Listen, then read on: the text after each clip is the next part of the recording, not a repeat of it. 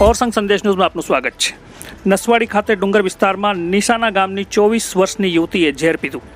વિધર્મી યુવક દ્વારા બળજબરી સંબંધ રાખવા ધમકી આપતો હોવાથી યુવતીએ ઝેર પીને જીવન ટૂંકાવ્યું। છોટાઉદેપુર જિલ્લાના નસવાડીના ડુંગર વિસ્તારમાં નિશાના ગામની 24 વર્ષીય પરિણીત આદિવાસી યુવતીને ઝેરી દવા પીને આત્મહત્યા કરી હતી। મુસ્લિમ યુવક તોફિક મેમણ દ્વારા આ મૃતક યુવતીને પ્રેમ જાળમાં ફસાવીને સંબંધ રાખવા દબાણ કરવામાં આવતું હતું અને જો સંબંધ નહીં રાખે તો યુવતી અને તેના પતિને જાનથી મારી નાખવાની વારંવાર ધમકી આપતો હતો, જેથી કંટાળી જઈ યુવતીએ ઝેરી દવા પીને પોતાનું જીવન ટૂંકાવ્યું હતું। મૃતક યુવતીના પરિવારજનોએ વિધર્મી યુવાનને પકડી કડક સજા કરવાની માંગ સાથે પોલીસ સ્ટેશને લોકટોળા ઉમટ્યા હતા।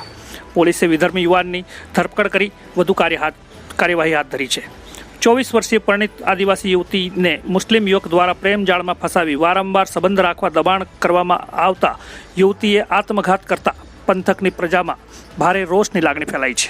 મારું નામ તારજીભાઈ ભીલ, માજી સરપંચ ડોરમાર વસાહત। અમે અમારા સમાજના સરપંચ એવા શેવજીભાઈનો ફાટાથી ફોન આવ્યો કે આપણી દીકરી લાલુભાઈની અત્યારે નિશાણા પરણાવી હતી, એ છોકરીને કોઈક મોમેડોન હેરાન કરતો તો એને દવા પીને મૃત્યુ પામી ગઈ છે એવું મને કીધું। એને કહેવાથી તો પોલીસ સ્ટેશન તમે નસવાડી આવજો એવું કીધું, એટલે હું નસવાડી ખાતે આવ્યો। અમે 10 વાગ્યાના છે આ બધી ઘટનાક્રમ જોઈએ અને સામેવાળો તોફિક કરીને છે કોઈ મોમેડન એનું રેકોર્ડિંગ મને પણ સંભળાવ્યું છે।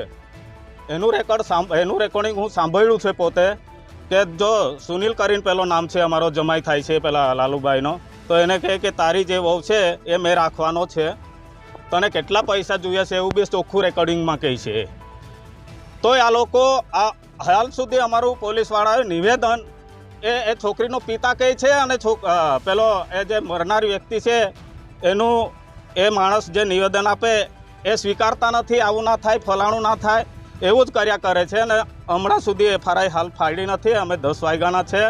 આજે મારે એટલું જ કહેવાનું છે સમાજના અગ્રણી તરીકે, કોઈ અન્ય જાતિની કોઈ મોમેડનની છોકરીને અમારા આદિવાસી સમાજના કોઈ અડપલા કરશે તો એ તો તલવારથી મારી નાખશે અમને। તો મારે એક વિનંતી છે કે આદિવાસી છે એને શું ગુનો કર્યો, એનું કોલ રેકોર્ડિંગ કાઢો કે ક્યારથી હેરાન કરે છે એ બી તમે તપાસ કરો, અને મરવા માટે મજબૂરી કરી છે તો એ મરી ગઈ છે, એના માટે એને સખતમાં સખત સજા થાય। એ તોફિકભાઈને એને જન્મટીપ તો હું ફાંસીની સજા થાય એવી અમારી માંગણી છે। એવું તમે તમારા કાયદામાં જે આવતી હોય, જે કલમ લગાડવી હોય તમે લગાડો એવું મારે કહેવાનું છે। પણ એ પ્રમાણે આ લોકો તમે કહ્યું પ્રમાણે ના ચાલે, અમે કહીએ પ્રમાણે ચાલે એવું અમને ઉડાવ જવાબ આપ્યા કરે છે। સવારના 11 વાગ્યાના છે અમે હજુ, તો એવું તો તમે ના લેતા હોય તો કંઈ વાંધો નહીં।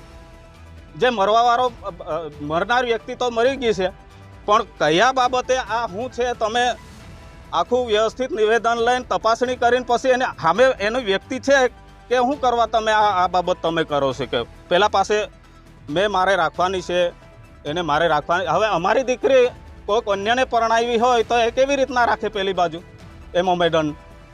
શું એમને નથી મળતી દીકરીઓ એમના સમાજની? તો અમારા સમાજની દીકરી પર પડે છે। હવે અમને બીજું કશું જોઈતું નહીં, ન્યાય જોઈએ છે। અને જો નસવાડી પોલીસ સ્ટેશનમાં અમે સવારના 10 વાગ્યાના છે, અત્યારે 6:30 વાગ્યા છે, ત્યાં સુધી અમને ન્યાય મળ્યો નથી અને અમારા સમાજની દીકરી મરી ગઈ છે। પોલીસ ત્યાં સરકારી દવાખાનામાં એની લાશ પડી રહી છે, એની અમે શું કરીએ? તો અમારે એટલી જ વિનંતી છે કે કાયદા રહે, કાયદા મુજબ એ તોફિકભાઈને સખતમાં સખત સજા થાય એવી મારી નમ્ર વિનંતી છે। હું આ મારી સમાજ વતી અને તમામ નાગરિકો વતી અમને એક જ આશા છે કે અમને આદિવાસીઓને ન્યાય મળવા જોઈએ। એટલી જ મારી વાત કહીને વિરામ આપું છું। મારું નામ રીમજીભાઈ શેવજીભાઈ છે અને મારી બેન નિશાણા ગામે પરણાવેલી છે।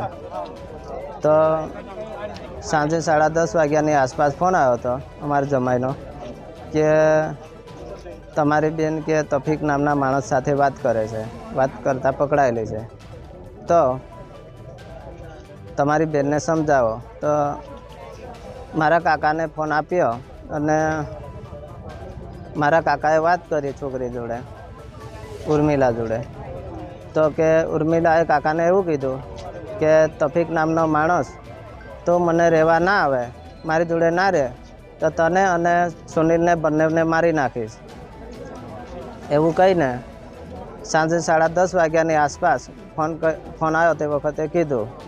તો અમે સવારના 10:30 વાગ્યાના આસપાસ અહીંયા પોલીસ સ્ટેશને પહોંચેલા છે અને ફરિયાદ કરવા માટે કહીએ છીએ તો આ લોકો ફરિયાદ જ નોંધતા નથી કે તફીક નામનો માણસ ધમકી આપતો હતો એના વિરુદ્ધ ફરિયાદ દાખલ કરો.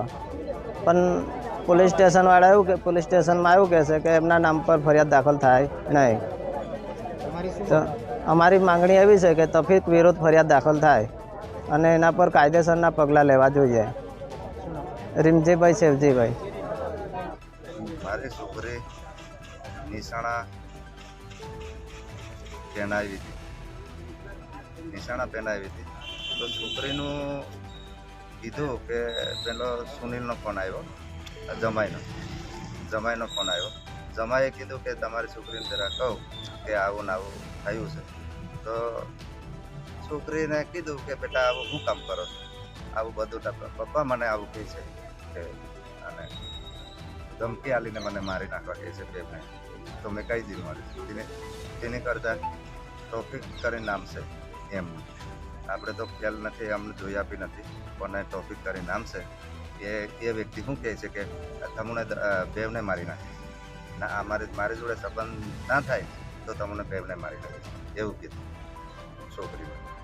અને પછી તમે કીધું છોકરી બેટા તું આવું કામ કરો છો, આવું કીધું. પણ પપ્પા મારે આવું કહે તો પછી મેં શું કહું એમ.